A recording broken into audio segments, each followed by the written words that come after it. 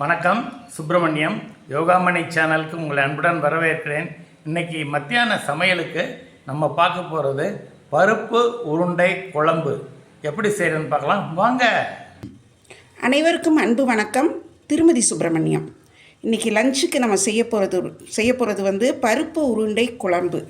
அதுக்கு முதல்ல உருண்டைகள் செய்துக்கலாம். அரைக்கிறதுக்கு எடுத்து வச்சுருக்கிறேன். உப்பு, 4 மிளகாய் வத்தல் கிள்ளி வச்சுருக்கிறேன். அதோட சோம்பு 1 டீஸ்பூன், சீரகம் 1 டீஸ்பூன். அது தவிர முக்கியமானது துவரம்பருப்பு 1/2 கப், கடலைப்பருப்பு 1/2 கப். ரெண்டையும் ஒன்றா போட்டு ஒரு 3 hours சோக் பண்ணி வச்சுருக்கிறேன்.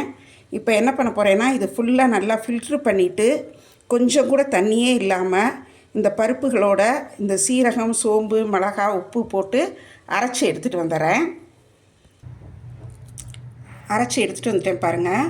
நம்ம பருப்பு வடை, மசாலா வடைக்கு அரைக்கிற மாதிரி ரொம்ப குறப்பாகவும் வேண்டாம், ரொம்ப நைஸாகவும் வேண்டாம். இந்த பதத்தில் இருக்கும்.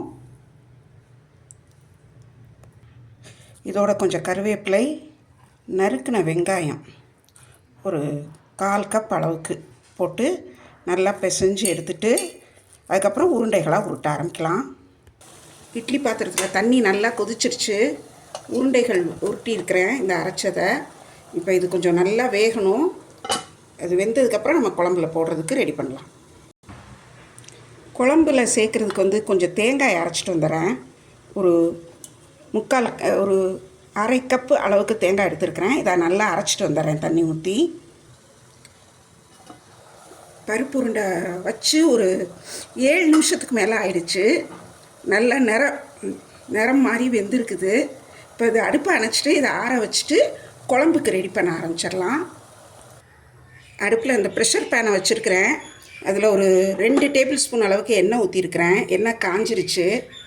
தாளிக்கிறதுக்கு கடுகு, உளுந்தம்பருப்பு, வெந்தயம் 1/2 ஸ்பூன், சீரகம் 3/4 ஸ்பூன், பெருங்காயம் 3/4 ஸ்பூன் இதை போட்டிருக்கேன். இது வெடிக்கிட்டு இப்போது கருவேப்பிலை, கார்லிக் ஒரு 12 பல் போட்டிருக்கிறேன். வெங்காயம் நறுக்கினது ஒரு 1/2 கப், அதையும் இதில் சேர்த்துட்டேன். 2 வதங்கட்டும் நல்லா. தக்காளி ஒரு 1/2 கப், அதையும் சேர்த்து நல்லா வதக்கிடுறேன். குழம்புக்கு தேவையான உப்பு சேர்த்துட்டேன். ஒரு பெரிய நெல்லிக்காய் அளவு புளி எடுத்து ஊற வச்சு கரைச்சி வச்சுருந்தேன். அந்த புளி தண்ணியை இதில் சேர்க்குறேன். குழம்பு தூள் ஒரு 1/2 டீஸ்பூன் சேர்க்குறேன். இந்த குழம்பு தூள் எல்லாம் ராஸ்மெல் போக நல்லா கொதிச்சிருச்சு. அரைச்சி வச்ச தேங்காய் இதில் சேர்த்துருக்குறேன். மிக்ஸி கழுவின தண்ணி எல்லாத்தையும் இதில் சேர்த்துருக்கேன். நல்லா ஒரு கன்சிஸ்டன்சி நமக்கு வேணுங்கிற அளவு கன்சிஸ்டன்சி வர அளவுக்கு தண்ணி ஊற்றிக்கலாம். குழம்பு நல்லா கொதிச்சிருச்சு. இப்போ இந்த உருண்டைகளை இதில் ஒன்றா போடுறேன். நல்லா கொதிச்சிட்ருக்கு. அடுப்பு மீடியம் ஃப்ளேம்லேருந்து கொஞ்சம் ஹை ஃப்ளேம் வைக்கிறேன். இது போட்டோடனே கிளறக்கூடாது இந்த உருண்டைகளை. அதை இப்போ நம்ம ஒன்றா இப்போ மெதுவாக சேர்க்கணும். எல்லாத்தையும் மொத்தமாக போடக்கூடாது. இப்படி போடுறப்போ அது நல்லா மிதந்து வரும். இப்படி தள்ளி தள்ளி போடணும்.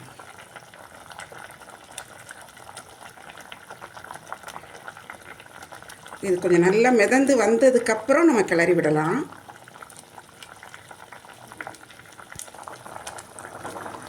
நல்லா ஒரு 5 நிமிஷம் நல்லா கொதித்து இந்த உருண்டைகள் நல்லா மிதந்து வந்துடும். இது வந்தோடனே நம்ம இப்போ எடுத்து பரிமாறிடலாம். சூப்பரான டேஸ்ட்டில் பருப்பு உருண்டை குழம்பு ரெடி ஆகிடுச்சு. நல்லா சாதத்தோடு சேர்த்து சாப்பிட்றதுக்கு அவ்வளோ நல்லா டேஸ்டியாக இருக்கும். இந்த உருண்டைகள் நம்ம தொட்டும் சாப்பிட்லாம், அவ்வளோ நல்லாயிருக்கும்.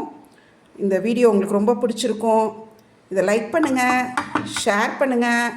எங்கள் யோகாமணி சேனலுக்கு சப்ஸ்கிரைப் பண்ணுங்கள். நன்றி, வணக்கம்.